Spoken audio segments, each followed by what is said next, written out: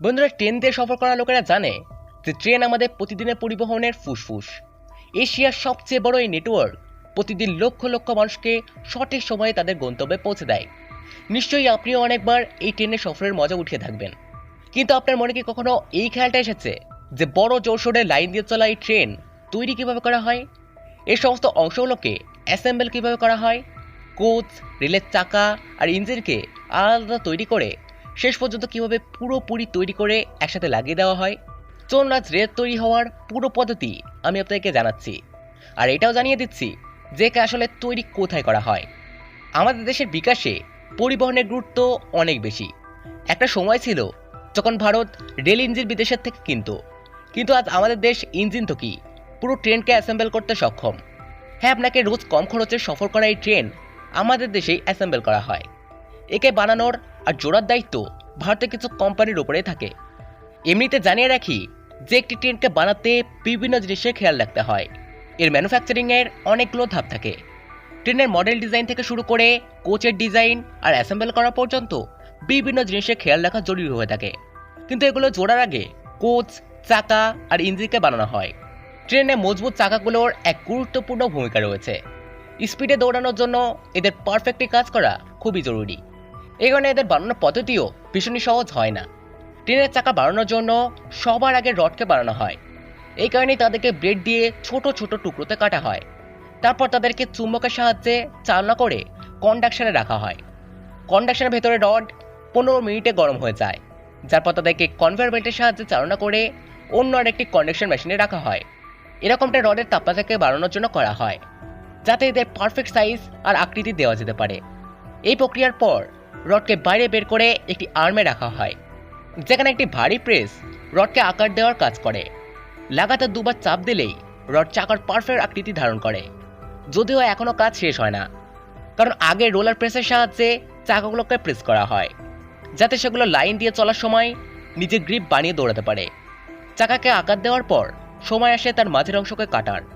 এর জন্য চাকাগুলোকে অন্য আরেকটি রোলিং মেশিনে রেখে দেওয়া হয় আর তার মাঝের অংশগুলোকে কেটে দেওয়া হয়। এরপর চাকার দৈর্ঘ্য মেপে তাদের পানিতে ঠান্ডা হওয়ার জন্য ছেড়ে দেওয়া হয়। চাকাগুলো নর্মাল তাপমাত্রায় আসতেই তাদের একটি পারফেক্ট ডাইমেনশনে আনার জন্য তাদের বের আর ধারের ওপরে কাজ শুরু করা হয়। মেশিনের সাহায্যে যখন চাকা সঠিক আকারে চলে আসে, তখন এদেরকে টেস্ট করা হয়। যদি টেস্টিংয়ে চাকাগুলোর আকার আর কোয়ালিটি ভালো হয়, তাহলে তাদেরকে তৈরি করে ট্রেনের সাথে অ্যাসেম্বল করার জন্য পরের ফ্যাক্টরিতে পাঠিয়ে দেওয়া হয়। চাকার পর যদি এবার ইঞ্জিনের কথা বলা হয়, তাহলে ট্রেনে ইঞ্জিনের এক গুরুত্বপূর্ণ অংশ থাকে, আর এরই সাহায্যে ট্রেন লাইনে জোরে দৌড়াতে পারে। এই ইঞ্জিনগুলোকে প্রাইম মুভারও বলা হয়ে থাকে। তবে বলে দিই যে ট্রেনে লাগা এই ইঞ্জিন অনেক বড় আর টেকনিক্যাল হয়ে থাকে, যাতে 16টা সিলিন্ডার, 32টা ভালভ, 1 থেকে 1.5 লাখ সিসির ডিসপ্লেসমেন্ট থাকে। ইঞ্জিন ছাড়া কোচ ট্রেনের সেই অংশটা হয়ে থাকে যাতে বসে আপনি অধিকাংশ সময় ট্রাভেল করেন। কিন্তু এই প্রশ্নটা কখনো কারোর মনে আসে না যেগুলোকে তৈরি কীভাবে করা হয়। অনেক কম লোকই জানে যে বক্সকে স্টেনলেস স্টিল দিয়ে কীভাবে বানানো হয়ে থাকে, যখন কি এর ভেতরের অংশকে বানাতে অ্যালুমিনিয়ামের ব্যবহার করা হয়। আসলে কোচকে বানানোর জন্য বড় বড় শিটসকে একসাথে জোড়া হয়। এই কাজে অনেক মানুষের দরকার পড়ে। সবচেয়ে আগে বক্সের আলাদা আলাদা অংশকে আলাদা আলাদাভাবে তৈরি করা হয়। যখন এর একটি বডি তৈরি হয়ে যায়, তখন তাদের একসাথে অ্যাসেম্বল করা হয়। ভারতের রেলওয়ে কোচেস বানানোর জন্য 1955 থেকে চেন্নাইয়ের প্যারাম্বোর ইন্টিগ্রাল কোচ ফ্যাক্টরি থেকে শুরু করা হয়। এখানে রেলের বক্সের ম্যানুফ্যাকচারিংয়ের প্রতিটা অংশের উপর কাজ শুরু করা হয়। এদের মডেল থেকে শুরু করে বডি অ্যাসেম্বলি আর টেস্টিংয়ের পুরো খেয়াল রাখা হয়। যখন কোচের বডি তৈরি হয়ে যায়, তখন তাকে রং করার উদ্দেশ্যে পাঠিয়ে দেওয়া হয়। পাশাপাশি তাদের ইঞ্জিনকেও তৈরি করা হয়। আপনাদের জানিয়ে রাখি যে এই ধরুন ট্রেনের বডিতে দরজা জানলাও লাগানো হয়।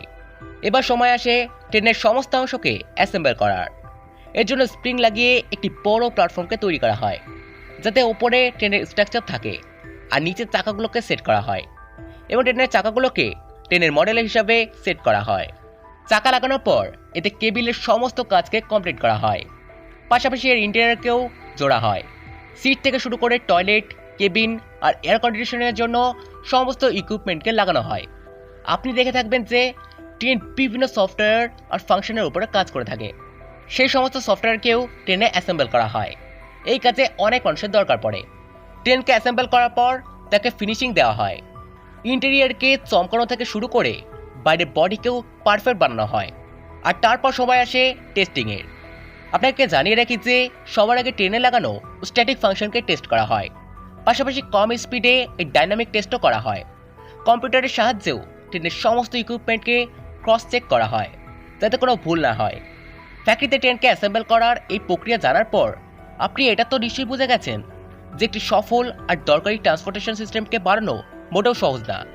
ভারতে এই কাজ কিছু কোম্পানিতে দেওয়া হয়েছে। এতে সবার আগে নাম রেল হুইল ফ্যাক্টরি আসে, যা কি ভারতের ব্যাঙ্গালোরে স্থিত।